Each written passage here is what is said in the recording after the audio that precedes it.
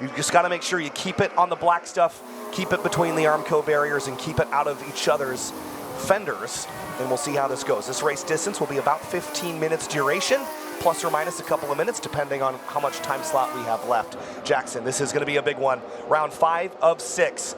There are 8 races remaining in the 2026 season. I'm going to cut a couple centuries ahead of myself here. Here we go, as the field heads down the hill. Everybody will be patiently waiting for that green flag. Lights are out on the safety car. It's Ayrton Grimm and championship leader Bryce Mersberger carrying the red number placard, indicating that he is the championship leader. Can anybody take the fight to Mersberger? Here we go, waiting for the green flag to fly. There it goes, green flag, and we're underway. Nice start. Didn't see anybody pop out of line early, but we're 3 wide already for 3rd place. Zach Veach on the outside into turn 1. Andy Volkel down to the paint there, trying to follow Mersberger. As you see Zach Veach trying to hang it on the outside. If that can stick, he can parry that, and that'll be down low into turn number 2. Ooh. Grimm still in a deadlock with Mersberger out in front, and here comes Veach down low into turn number 2. Yeah, DiGiacomo got held up on the curbing there, but here comes Grimm trying to hang tough on the outside. Tough math there. It's slippery out there offline, and Veach up to 3rd right behind the 17-year-old Ayrton Grimm onto the Paul Newman straight. Very nip and tuck to get things started as we work our way up the hill for the first time. Look at this shot, folks. Wheeling up and over. Cinema. Absolute cinema. A little bit further back. I think Heath Pomeranz trying to make a move as well as the 113 down low. But Bryce Mersberger, no problemo. Getting the bumper ahead of Grimm and trying to go up and away. A handful of cars off further back. I think that might have been Jalen Batley going a little bit wide in the 88.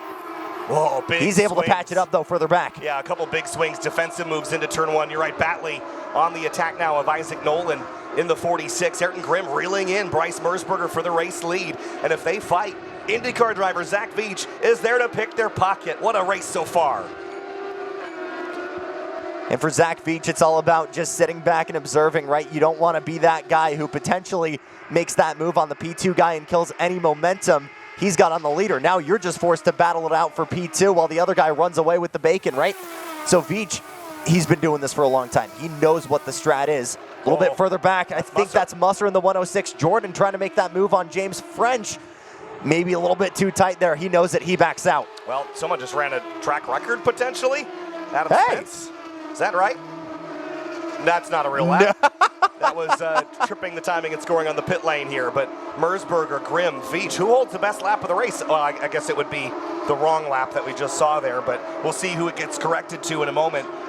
But Veach, Volkel, Musser, French, Batley, Nolan, Barber, Stout, the rest of the top 10. This is now where you get into the stage of the race where you have to start planning for your passes at turn 1. Very difficult to make something happen anywhere else. And in fact, it'll put you at a risk of getting past. And if you're too aggressive in trying to force something, you're going to get swallowed up. It's because it's an expensive move, right, Kyle? You need to go so vastly offline and off of what your traditional method of going around the course would be. And the only place that you can do it without going too vastly off course is going down low into T1. Yeah. You can do it everywhere else. That just means if you do it outside of turn 1, you got a pretty good chance of bringing in a handful of people behind you. A moment ago, this was the car that went off right here. Big lateral slide. Whoa. And that is the, is that the 88 car? Not Batley, no. Sorry. 86 maybe, was that Kelly? Either way, big off and kept it straight somehow. That's a tough task. It's a rough ride over there.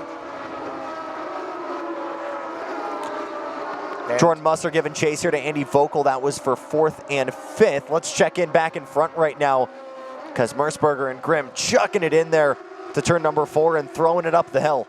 Yeah, this is a really fun fight to watch. Grimm looks very quick this weekend. And there is something about Grimm in this racetrack that have just clicked. Back a couple of years ago when he came here for the first time in a Rush Series car, this is how he was running. And last year, he only didn't run here because they were still learning this car. They had purchased their own chassis rather than renting, and it takes a while to figure out the nuances of the car. And now, he's right behind the championship leader, and you see Bryce. This is a move that Veach knows quite well from the Indy 500. The dragon move down the straightaway to break that draft in the slipstream behind. Study session at 120 miles an hour right now for Ayrton as he's just looking for where there's maybe a little bit more pace, where he can get some clean air under the nose. Maybe down here into turn number 2 if Bryce continues to try swinging it wide. Bryce did that during qualifying, late apex, and really swinging it wide, using that as a launch pad into turn number 3. Only issue is that leaves that door wide open for the 121. Yeah, I don't know if that was a gain or a loss, but it sure looked like a short-term gain, long-term loss there for Grimm at that third corner. Airborne over the crest is Vogel and Musser. And looking a little bit deeper in the field now. This is sort of the racing that we expect to see here, where it gets singled out and then it's a chess match. It's a 10th here, a 10th there. And you use the term expensive. I love that term because mistakes are expensive here. There's definitely a lot of racetracks on the calendar where you're accelerating and braking enough times that you can sort of make up for a mistake. But here, a mistake in one turn, especially at a place like West Bend, will hurt you for over half a lap. And it's a racing format where the cost is high too, just because of how tightly knit everything is in a wheel-to-wheel environment like this. I mentioned it a lot in Watkins Glen, especially at Gingerman, but when you have such a draft-dependent spec series like this, if you go offline, there's no such thing as a single position loss. You've got a handful of guys waiting in the wings to immediately fill in that spot being left by you. You got to fight tooth and nail to get back in line, so you cannot afford to make a mistake here if it's not someone else trying to put you in that gap, right? Yeah, just, trouble, turn 2. Couple of cars tangled up at the exit of Big Bend. And I don't know that they're going to get back rolling here. It's local yellow for now. Leaders cross the line here. More trouble. This time, I don't know if this is related perhaps to the incident at 1, but smoke from the right rear. That's a tire rub there. I thought that was Bryce for a second with the red it looked like paneling on it. That's the 128. That is Jeff Hardesty. I didn't quite see the numbers on the other two, but here's a look a moment ago at the replay, Big Bend here. I think that's Sanders on the outside, that orange and bronze machine. That's where the contact was. It was with the 20 of Bill Dorrance that caught the right rear of Hardesty's car, but that wasn't related to the incident that we saw at Big Bend. We're still green for now as Hardesty has made it back to the pit lane. And now AJ Campo is off at Big Bend, this time on the outside. And she will get back rolling.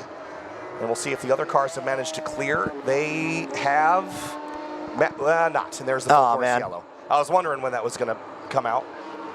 I think we missed the other car that was completely parked on the inside of that corner as well. Saw a little bit of tire smoke as well there from Hardesty. That's one of the noted issues we've seen with some of the chassis. Everything is so tight because it's such a small chassis, right? And even if you have just a little bit of a nudge in the rear fender, that can cause pretty good amount of tire rub. The good news is the car that you saw parked was actually driving away, it looks like. So there was 2 cars involved in that wreck at Big Bend. One of them's gotten away, and there's only 1 left. So that means that this should be a pretty quick cleanup, at the very least, which is good news. It means we could get back racing. You know what that's the best news for? Veach. Oh, for sure. That immediately will put him back in. Tony Barber there. Oh, it is. Oh, that's unfortunate. So tow truck is out, as well as the medical car, what I'm calling the medical car, the orange Aston Martin we saw earlier on. I believe that second one in line for more track inspection than anything right now. Man, disappointment for Tony Barber. Again, was a late addition to the Rush paddock. I believe made his debut at Gingerman. Yeah. He'd been interested in a while. I think Azimuth Muhammad might have given it a try one time. Customer over at Turn In, and I think Tony was like, you know what? He looks like he's having fun. Maybe I'll jump in. And of course, Andy Vogel has run with Turn In Concepts and had run the Rush for a full season. So they're going to go to work very quickly. This team is really effective. We still have a couple of minutes on the clock, and with such short laps, I would feel confident in getting a few more goes, a few more bites at the apple here. Let's see. We have until about 3:25, 10 minutes from now, before track battle heat 3. Tony's not able to get that car restarted, though. Unfortunate. Yeah, frustrated. You can read the body language there, but behind the safety car for the time being. And if this is all we have to pick up, I would anticipate a restart, but how many laps do we get is the question. Would hope for at least 3 here. But depending on, you would hope that they'd be able to get Tony's car restarted and he'd be able to get that back to pit lane on its own power. So unfortunately, that'll take a good chunk out of it. Yeah, for Jordan Musser and Vogel as well, this will be an opportunity to grab some spots. So Also for Veach, coming in, this is his first race weekend, understanding and taking advantage of the green means go rules, sort of similar to IndyCar in a way, For sure. right? I mean, very dissimilar to something like a stock car, like NASCAR sort of thing, where you must remain not only in your column, but you cannot pass before the line, all these things. So, some similarities there for sure, but getting used to the aggression level and sort of, also first event, you don't want to get caught doing something wrong either. So there's a little bit of that, But Zach has been a pleasure so far to chat with, and Ayrton Grimm and Bryce Mersberger have got a lot of experience in their mirrors. Of course, Andy Vogel, talk about him for a second. He's had quite the couple of years in this championship, just trying to find a little bit more pace out of the car. Started running the Rush a year ago. This year runs 6th. His best finish of the year was 4ths, and those came back in race 1 and 3 of South Carolina. Yeah, guy that's normally had the been a staple in the top 10. We saw him do the shootout as well at Gingerman a couple months ago, but just hasn't really been able to find the last few pieces to turn that into a podium-worthy package just yet. Not entirely sure what really needs to change there. Obviously, turn in smaller team that's more used to the full-sized cars and working on pre-built cars, obviously. So still building up that Rush program, but you look at the kind of skill that Andy has, especially with what we've seen from Tony. They definitely have the drivers for it. Yeah, it's a whole different nuance, right? Spec racing in general is a different nuance than building things for a time attack class or anything like that. So the car is on the hook, and they're working their way through the downhill now. The lights are still on the pace car, which will mean one more pace lap. Again, we still should have a couple of minutes of opportunity to restart this race and get a few more bites at the apple. And Grimm would absolutely love that. I don't believe Grimm's ever won a race in the Rush Series before. Almost had one at CMP in Eibach GLTC, but then got caught for a little bit too much spice on the dyno post-race in race 4 and ended up relegated down the order a ways. But he's been working hard and I think might be owed one at this rate with how many times he's had a good car that broke underneath him. So here we go. I mean, definitely, and that wasn't the only time, too, as well. You look back to the battle he had with Cattell and Magnussen at Road Atlanta. And, a handful of really good runs as well from the back of the field at Gingerman, specifically in this machinery. Just didn't have the time to really get all the way to the front of the field, but he had some phenomenal drives from the back half of the grid in the Rush Series.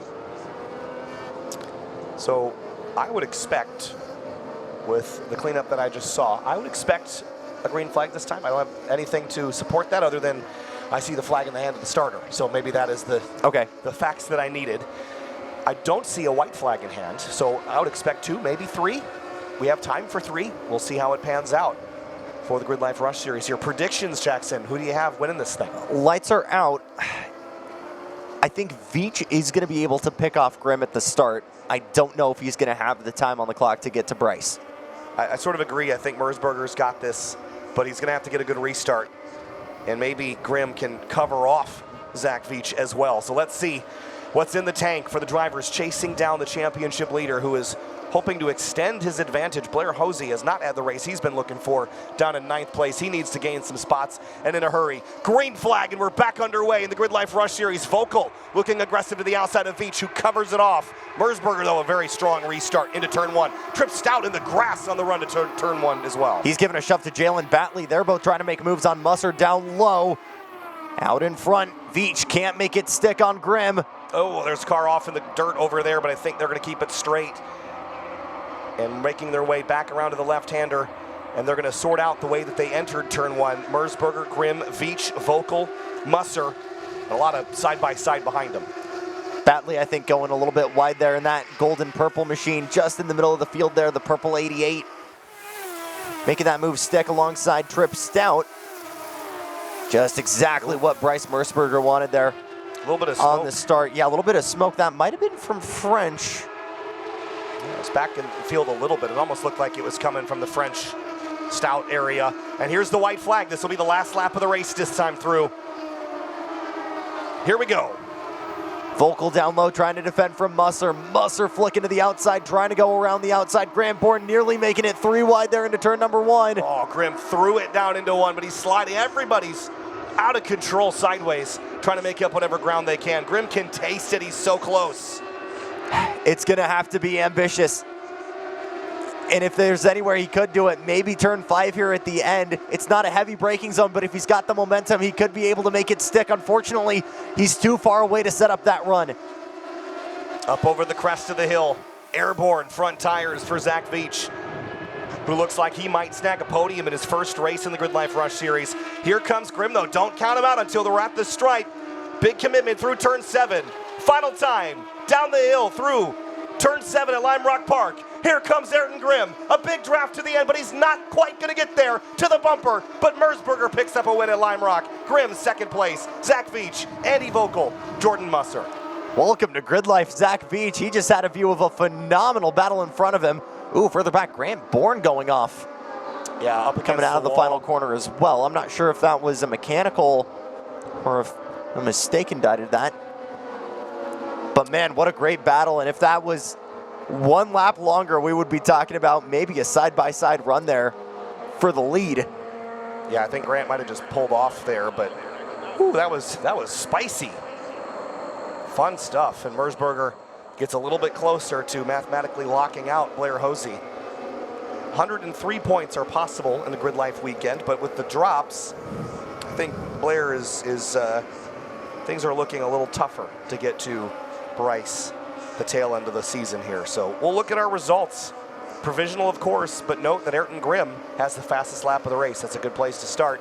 And there's Bryce, there's Ayrton, and there's Zach Veach in the number 226. Andy Volkel, Jordan Musser, your top 5. Then you mentioned James French, Trip Stout, Blair Hosey picked up a spot over Ryerson Whistle, and Justin Kelly snagged a top 10. Justin Oler, Max Kraus, Brett DiGiacomo, Heath Pomeranz down 5 positions. Keegan Bosch after the penalty gaining a handful, or improving a handful. Matt Wilson, Jeffrey Gordon and company. Michael Neff in 21st. Kyle Melnick as well. But man, Larry Brady, Brian Lair all the way back to 28th. AJ Campo was able, even with that spin though, to gain a handful of positions. Well, yeah, and Tony Barber, you see down in 39th there, not the result he was looking for. Ben Carroll also at the bottom of the order. Jalen Batley, I didn't see what happened to him, but got knocked down all the way to the mid-30s, and John Cargy, I don't think started the race or started it and pulled off immediately. Let's have a look at the highlights from GRIDLIFE Rush Series Race 1. It had a little bit of drama towards the end, but for the most part, it was dominated by Bryce Merzberger on the start, though. Watch Zach Veach here in this outside lane. Started 4th, and this is why this outside is a good place to be if you're not leading, because you can carry a lot of speed along the outside run.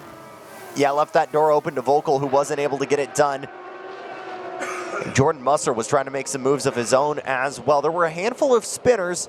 There was one between AJ Campo and one of the Rush of the Carolinas machines that brought out the caution. We were able to go back to racing, and a big shove from Stout there to Jalen Batley. I wonder if that might have cut down Batley's tire there, maybe what brought him down to pit lane with that shove on the front stretch. But after that, it was Ayrton Grimm chasing Bryce Merzberger and Zach Veach trying to close the gap, but they're just all so even, so equal. And Ayrton gave it everything he had, but just came up a 10th short. And a 3-lap dash to the end here at Lime Rock Park. It was Bryce Merzberger on his dad's birthday, nonetheless, that goes to victory lane here. And we've got 3 more Rush races coming tomorrow, but we've got plenty more racing going on later today. And we'll see after the break. GRIDLIFE Rush Series Race 1 is complete.